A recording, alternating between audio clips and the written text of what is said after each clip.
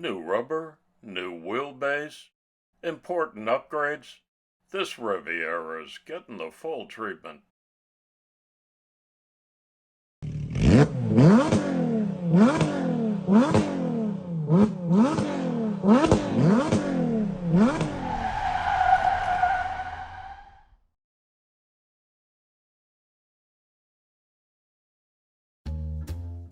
Hi everybody, and a warm welcome back to Maple Leaf Customs in Switzerland.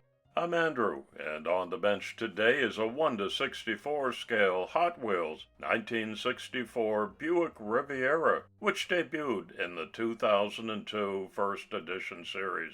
Designed by Eric Schern, it remained in production until 2019. It's a classic American land yacht.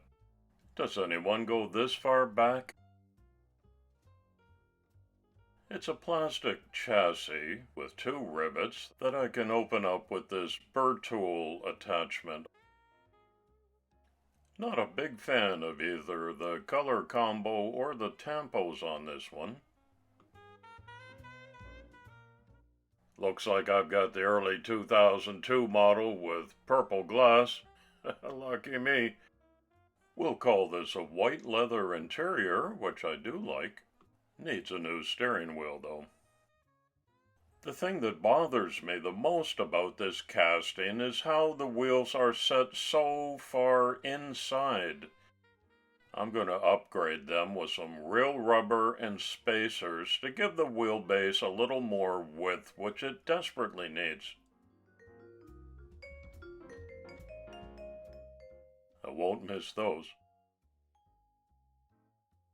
The back of the 2008 card says, with covered headlights, shaved door handles, and a chopped top, this car was made for custom cruising. I've got a few changes in mind for this one, beginning with stripping off the old paint. I make full use of a variety of different grits on these abrasive wheels when I'm doing some bare metal detail. It doesn't always require wire brushing, but I do want to take some of the toning off to get it ready for primer and paint.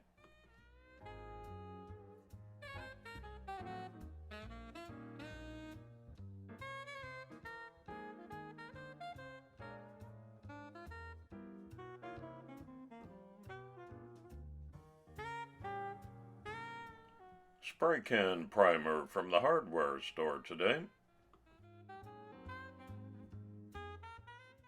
This color is called Shine Red. Kaleido pre-thins their paints so they can go straight into your airbrush. I've got the PSI set to right around 21, and I'm using a 0.5mm needle. These are water-based paints, but they really go on like lacquer. I like them a lot.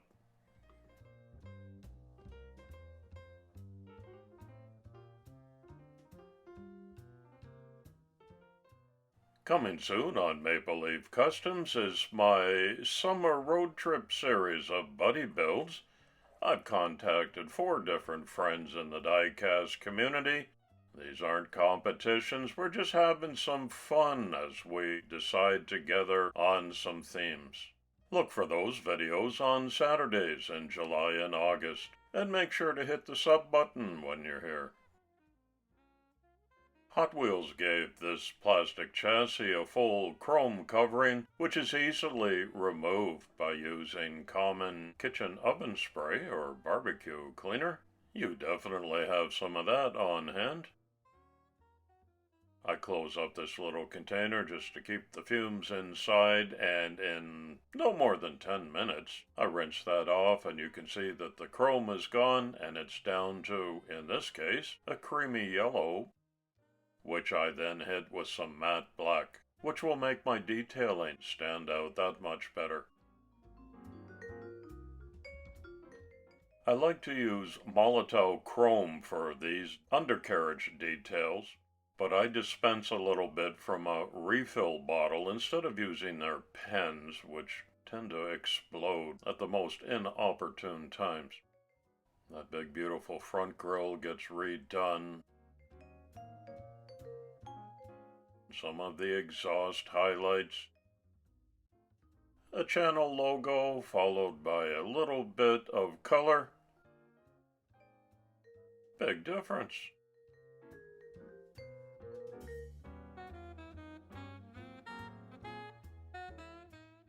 I often base my customs on inspiration pics from real-life cars, and this '64 Riviera caught my attention with its two-tone black and red.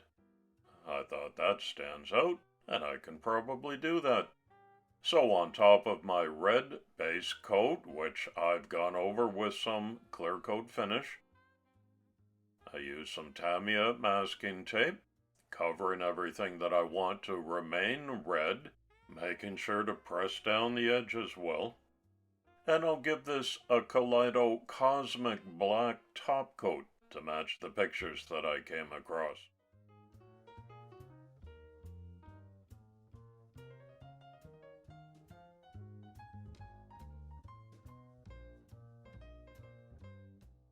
After about 10 minutes, when the paint is still tacky but not dry, is the best time to unmask your two-tone paint job.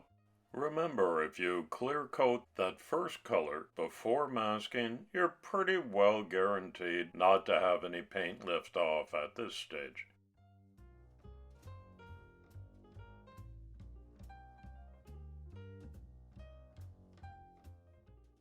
Remember that purple glass? That's not gonna match my new paint scheme, so I vacuum form a couple of windshields in one go for the Riviera and a future project that's also on the bench. There's the original purple one, and now I've got a clear, transparent replacement. Here's where I want to fix up that very unsightly wheelbase issue. I use these little beads from the dollar store. They're going to keep the wheels pushed out a little bit further. I had to recut the width of this axle, crimp the other end using fence pliers, and with one bead on each side, which does not inhibit the rolling of the wheels. Here's proof of that. Now you'll be able to see these nice new rubber Samet spoked white walls instead of them being tucked way inside. Much better. According to my wiki research, the Riviera is a personal luxury car that was marketed by Buick from 1963 to 1999, with the exception of the 1994 model year. The name Riviera, Italian for coastline, was chosen to evoke the allure and affluence of the French Riviera. It was General Motors' first entry into the personal luxury car market and was designed from the ground up on a brand new GM E platform. The Riviera sported the new Coke bottle look with a tapered midsection surrounded by flaring fenders. Unlike its subsequent GM E platform stablemates, the Oldsmobile Toronado and Cadillac Eldorado, the Riviera was initially a front-engine, rear-wheel drive platform, switching to front-wheel drive starting with the 1979 model year.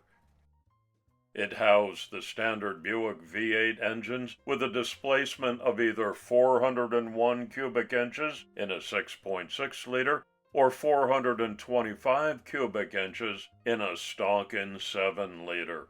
While the early models stayed close to their original form, 8 subsequent generations varied substantially in size and styling. A total of 1,127,261 Rivieras were produced during its 36-year run. You can see the new vacuum form glass is back in. The steering wheel swap was the only upgrade in the interior, but the chassis got more attention with the widened wheelbase, highlights on the undercarriage, along with new wheels, which are secured with a little dab of UV resin right in the middle of the axles. So it's an easy reassembly.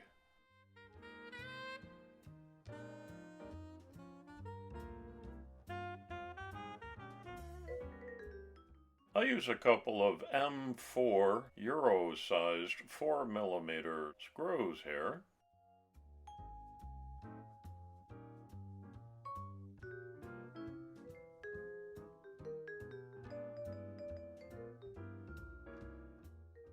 And this Riviera's in the can.